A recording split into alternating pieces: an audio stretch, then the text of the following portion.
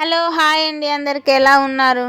ఈరోజు వీడియో వచ్చేసి blouse side jointing అండి. ఈ బ్లౌజ్కి వచ్చేసి నడుము లూజు 26లో హాఫ్ ఎంత 13 అండి. 13కి మనం రిమైన్ ఎంత ఉందో చూసుకొని అక్కడ ఒక మార్క్ పెట్టేసుకోవాలి. 5 ఇంచెస్ వచ్చిందండి. 5 ఇంచెస్లో హాఫ్ ఎంత 2.5, ఇటు సైడ్ 2.5 అటు సైడ్ 2.5 అయితే మార్క్ పెట్టేసుకోవాలి. ఇంకా 13 వచ్చింది కాబట్టి 13లో హాఫ్ ఎంత 6.5 మనం ఫ్రంట్ పార్ట్కి కూడా 6.5 ఇటు సైడ్ అటు సైడ్ 6.5 మార్క్ పెట్టేసుకొని బ్లౌజ్ జరగకుండా ఒక పిన్ అయితే పెట్టుకోవాలి.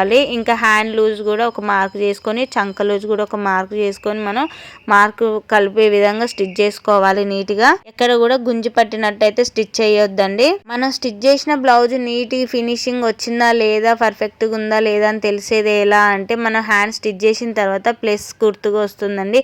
అలా వచ్చిందంటే బ్లౌజ్ పర్ఫెక్ట్ సెట్ అయిపోయినట్టండి.